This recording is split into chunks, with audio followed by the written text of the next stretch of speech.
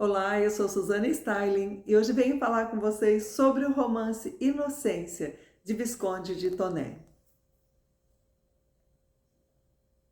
Alfredo Maria Adriano Descragnole de Toné. Esse é o nome do nosso Visconde de Toné.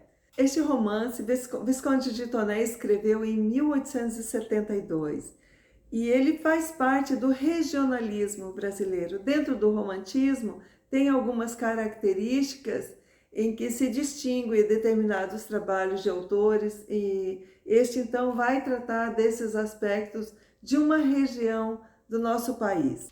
Visconde de Toné nasceu em 1843 e faleceu em 1899. Ele é nascido no Rio de Janeiro, cidade do Rio de Janeiro, e vem de uma família de aristocratas, de artistas renomados, nomes reconhecidos tanto na França quanto no Brasil. Esse autor escreveu seu primeiro livro em 1868. O título é Cenas de Viagem. Ali ele vai retratar o que de fato ele encontrava durante as suas andanças, que ele fez uma longa travessia no interior do Brasil, enquanto pertencente ao exército do Império. Ele serviu na Guerra do Paraguai na comissão de engenheiros. Ele tem por formação ciências matemáticas, letras e engenharia militar. Mas ele atuou como escritor, como bem sabemos. Ele teve um peso na política brasileira e foi professor, foi um biógrafo, foi um teatrólogo. Sobre Visconde de Toné, nem todo catarinense sabe disso, mas ele já foi nosso governador aqui do estado. Na época se chamava presidente do estado de Santa Catarina.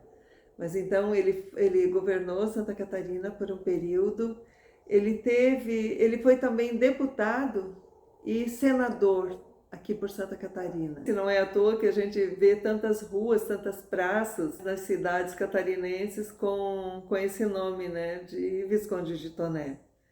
Ele é então homenageado assim. Então vamos ao romance Inocência. Ele pertence ao romantismo brasileiro, então seria um romance regionalista. Ele vai falar dos acontecimentos próprios da região do país em que ele se propõe tratar, né? No caso aqui ele fala do interior do Mato Grosso, onde ele vai falar dos costumes do sertanejo, dos hábitos do povo do interior, o quão diferente é dos hábitos de quem vivia no Rio de Janeiro, por exemplo, na capital, que já era desenvolvida. Então, aquele aprisionamento que existia para as mulheres, para que elas não tivessem o contato com os homens, que elas fossem muito preservadas, a ponto de se tornarem muitas vezes uma prisioneira dentro do próprio lar. Tamanho cuidado que se tinha para que não se perdesse sua inocência, para que não fossem enganadas por homens. Se fazia da mulher um ser humano muito tolo, né? E é óbvio que tinha sim muito de tolice, porque quando você não tem contato com o mundo, quando você não é exposto, sabe assim, os anticorpos que você precisa criar para você ser saudável? Você tem que ter contato com micro-organismos para o seu corpo ir criando anticorpos. Então, uma pessoa que está aprisionada dentro do lar sem contato com a humanidade, não somente com um homem, mas com a humanidade. Como é que ela vai se desenvolver, como ela vai ter essa experiência, né? A ponto de se proteger ela própria, né? Então aqui a gente vai encontrar isso, esse tratamento exagerado dado a uma mulher. Nós vamos começar essa história com um viajante solitário atravessando o sertão, que se trata de Cirino. Ele é aqui tratado como um doutor, um médico, mas na verdade ele tem alguns estudos como um boticário, um farmacêutico, né? E por esse conhecimento e fazer com que e prescrever medicamentos para as pessoas, ele é reconhecido como médico e assim é tratado. Então ele está atravessando nesse momento o sertão, porque ele vai de lugarejo a lugarejo oferecendo seus serviços. Neste caminho, ele acaba encontrando Pereira, que está fazendo a viagem no mesmo sentido que ele. E o Pereira muito alegre, conversador, aquela pessoa boa praça, que vai tratando logo o estranho como um amigo, né? E nessa conversa ele diz que ele é uma pessoa que gosta muito de receber as pessoas na sua casa. E quando ele sabe que Cirino é médico, ele diz: ai, que bom, então você já encontrou uma paciente, né? Que a minha filha está com uma febre persistente, a filha dele não estava bem de saúde. Quando o Pereira fala de sua filha que está doente, o Cirino já diz, né? Não, fica tranquilo que essa febre eu dou jeito, eu vou resolver esse problema dela, né?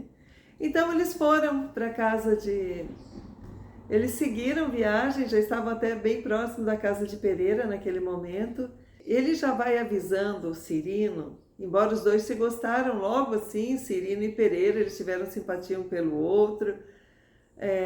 Foi nascendo uma amizade entre esses dois, mas ele já deixou muito claro que a filha dele era uma menina comprometida, ela estava prometida para um tal de Manecão, que era um cara ali valente da região, trabalhador e etc.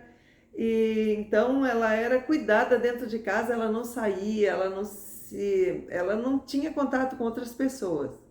Pensa em alguém aprisionado, assim era, né? Para preservar a sua inocência.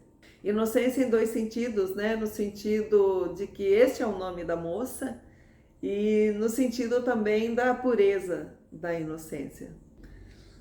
Então ele já explica que nunca ninguém teve um contato direto com ela, assim, nenhum homem teve um contato direto com ela, mas que o Pereira ia permitir esse contato, porque, claro, como médico ele teria que ter, né, o contato assim físico com essa moça.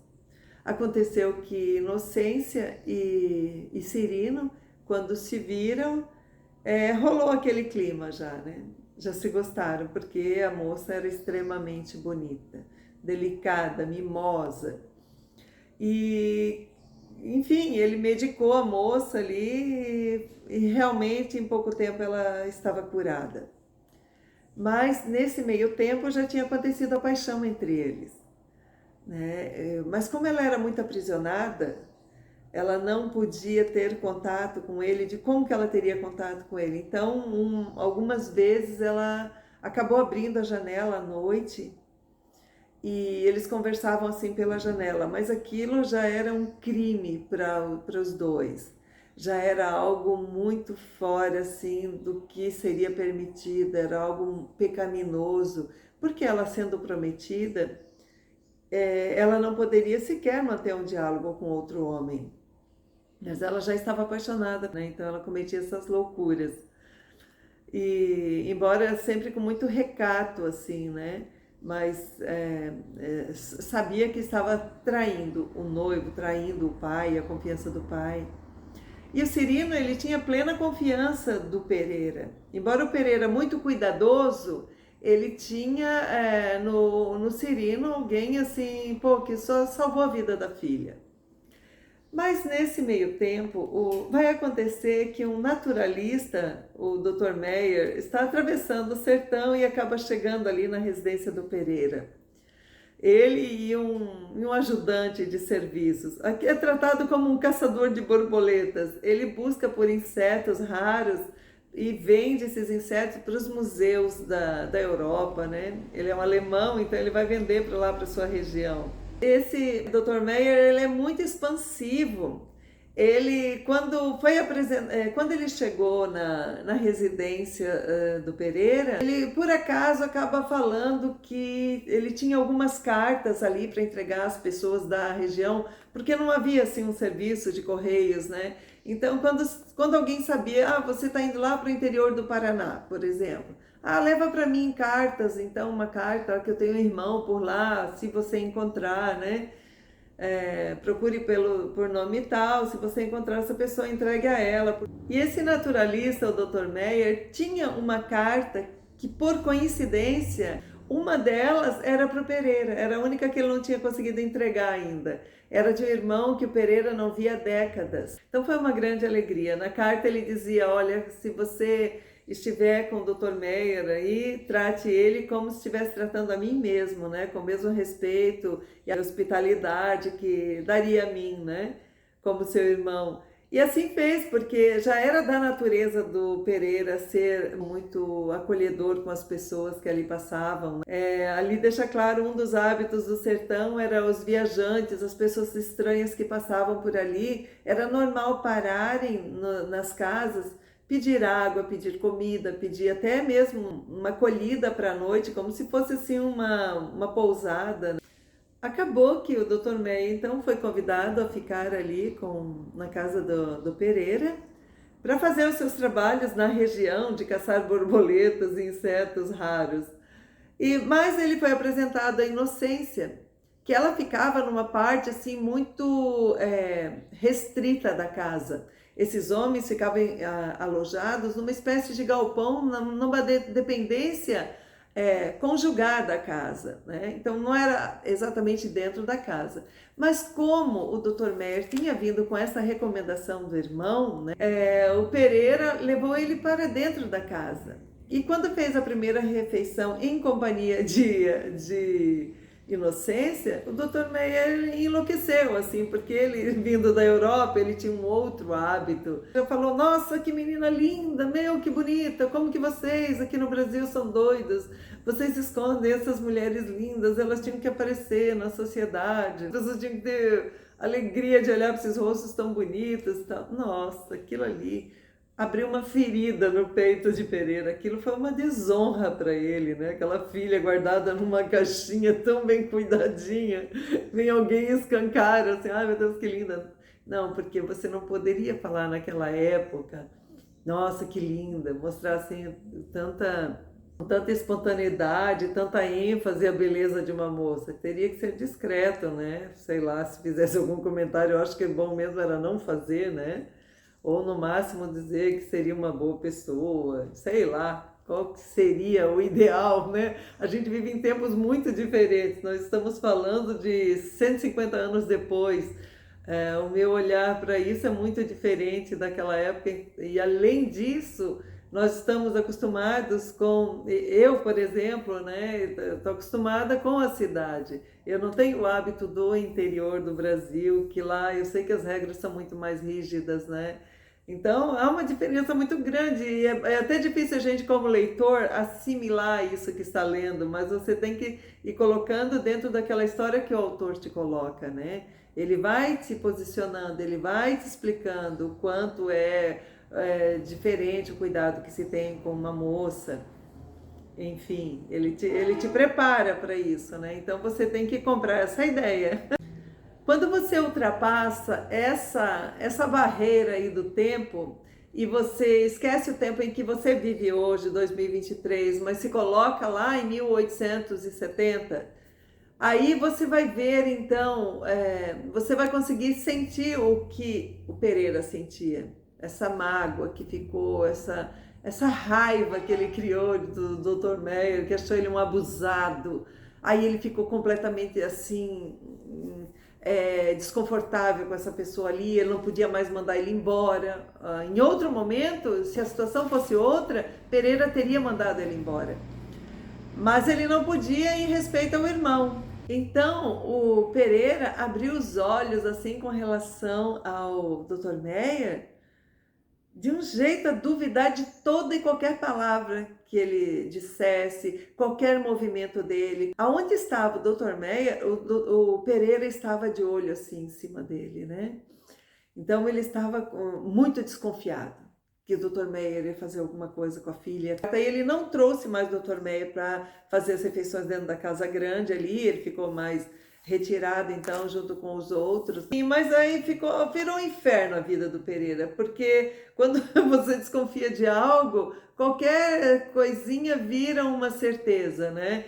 E o Dr. Meyer vivia lá caçando suas borboletas, aí um dia ele encontra uma borboleta diferente e deu a ela o nome de Inocência. Aquilo foi outro drama, assim, para o Pereira, porque ele, cada vez ele duplicava, né, os cuidados com relação à filha e esse Meyer, chegando muitas vezes de pessoa delicada que ele era no trato com os outros, ele passou a ser, assim, maldoso, né? Começou a falar, dar umas invertidas do Dr. Meyer, assim, até ficava estranho. O Dr. Meyer, muito inocente, ele não entendia o que estava acontecendo, mas ele estava sendo, assim, vigiado constantemente e estava, assim, já estava em xeque ali a questão dele, né? Já não, já tinha quebrado a confiança do pai da moça.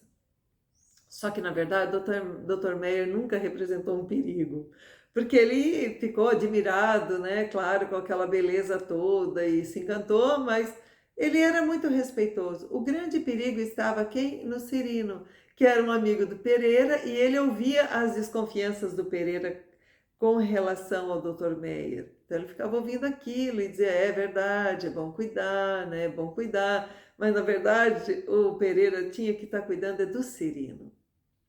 Eles, então, apaixonados, Cirino e Inocência, tinha uma questão muito séria que era palavra dada é palavra cumprida. No sertão aqui fica retratado fortemente isso, a questão de honra, a questão de você manter a sua palavra no fio do bigode, né? Então, fez um trato com alguém, tratado estava e não tinha como voltar atrás nisso. E o Pereira jamais aceitaria que a filha desfizesse essa promessa de casamento com o Manecão. Então, a única solução que não era uma solução, uma possibilidade de ajuda era um padrinho distante lá na cidade. Ele poderia ajudar a tirar isso da cabeça do Pereira, né? Então, Inocência fala isso para o Cirino e ele vai até esse desconhecido padrinho tentar uma ajuda, né? Uma solução para o caso deles. A Inocência não aceitava fugir com o Cirino, porque seria assim uma grande tristeza para o pai dela. Ela tinha muito respeito pelo pai, pela própria família, por ela mesma, que seria muito desonroso, né? Uma filha fugir com um homem. Ela queria que fosse tudo certinho, queria casar com o Cirino, né? Então ele vai em busca deste padrinho. E aí a história se desenrola de um modo bastante trágico, né? É muito triste o que acontece. Os episódios aí vão acontecendo assim num sucessivo de agonia pra gente, sabe? E eu gostaria de que a partir daqui ficasse por sua conta a leitura dessa história, para você entender então como é que se finaliza, como é que se sai aí Visconde de Toné com esse seu romance. Eu espero que você tenha gostado da resenha de hoje. Eu agradeço a sua presença. Se gostaram, compartilhem o vídeo, dê um like. Eu aguardo vocês na próxima semana com uma nova resenha. Um grande beijo e até lá!